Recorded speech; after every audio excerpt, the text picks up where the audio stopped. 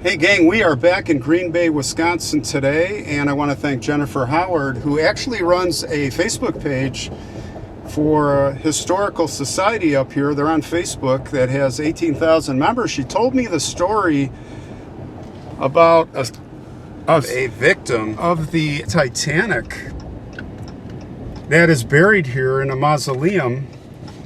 And the story is that his skull was stolen several years ago, and we're gonna find the mausoleum, and we'll talk about his story. Hey, we are in. Okay, gang, if you come here, it's a little bit tricky to find it, but I did find it, and it's kind of in an off area. But let's take a walk. It's close by here, and I'll tell you the story of this man who was a victim with many others, as we know, on the Titanic. Now here's the trail you follow right down to the mausoleum, which is hidden over this hill.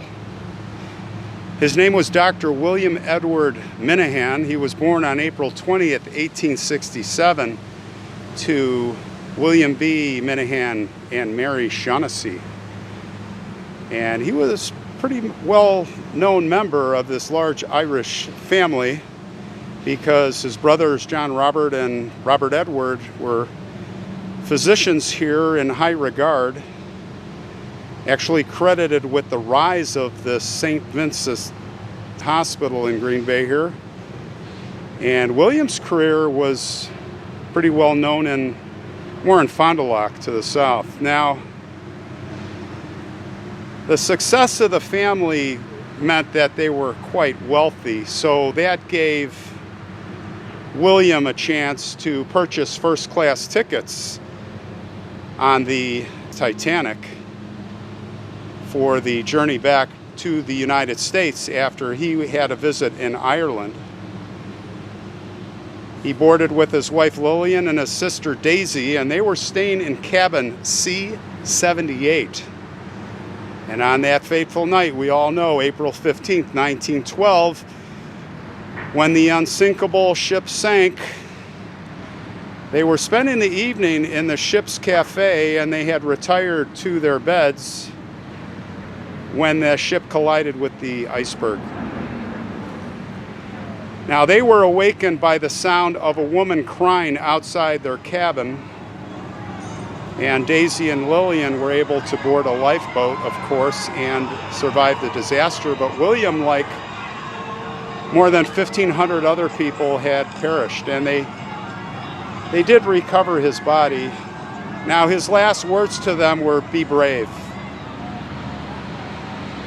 His body was recovered, as I said, and many of his personal belongings were still attached to him.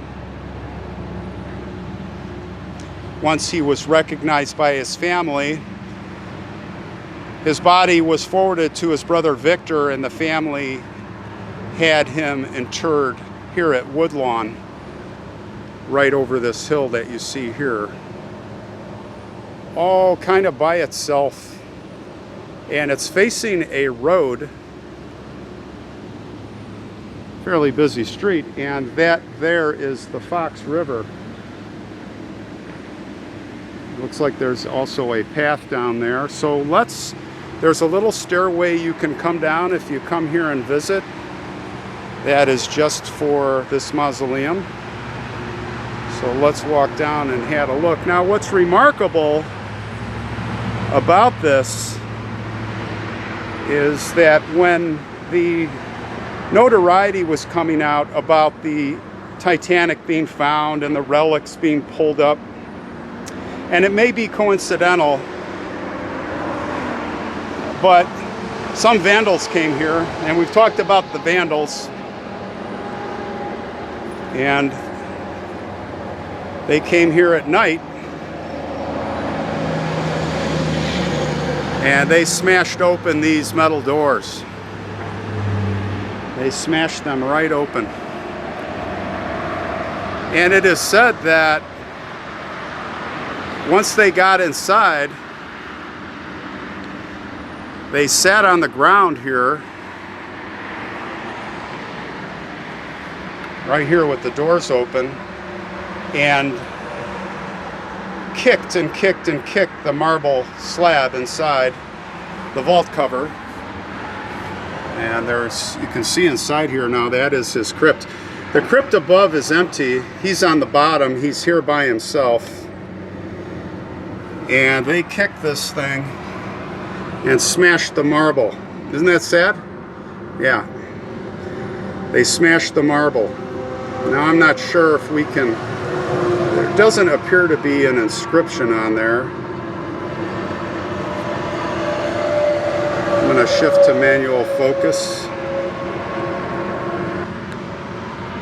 And let's see if we can see. Yeah, the glass is pretty dirty, but it does not appear that you can read anything on there. Let's see if I can get how sharp of an image I can get. Okay. So, like I said, they sat here and smashed it open. There's a sheathing that was over the coffin. And by the way, the crypt here, there's two crypts. They're built right in the, you know, it's a very small mausoleum. And this, as I understand it, the top one is empty. And what they did is they broke open, there's tin and wood sheathing. I don't know if that's part of the coffin or a vault cover of the coffin, but they got into the head of the coffin, and presumably the head of the coffin was right out front here because they reached in there and stole his skull. That's right.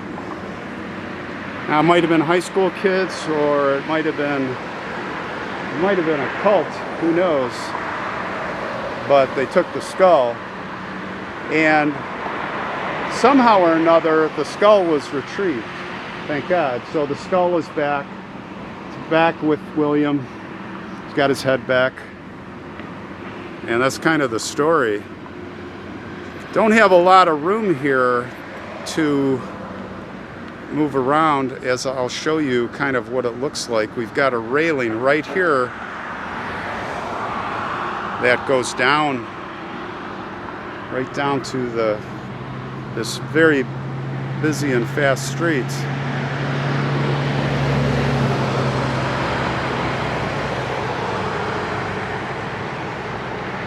So anyway, as I stand here and I look at this mausoleum,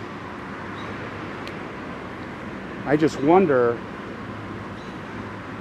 what does it look like in there? What does he look like? It's fascinating. I wonder, you can just imagine he's in his suit. He's got his pocket watch probably. He probably has rings on. They didn't go after the valuables, by the way. They were just after the skull. But just imagine what he looks like. I would really love to see. As in many cases, these mausoleums, you just wonder what they look like. Just a fascination. And his skull, I'm sure, has probably some of his hair and remnants of very little dried skin. It's just probably a ghastly sight, and that someone would just grab that and take that. Could you imagine? I don't know, guys. Got to be a pretty creepy person to do that. So, William Edward Minahan, a victim of the Titanic. Hopefully he is resting in peace and forever will here. From Green Bay, Wisconsin.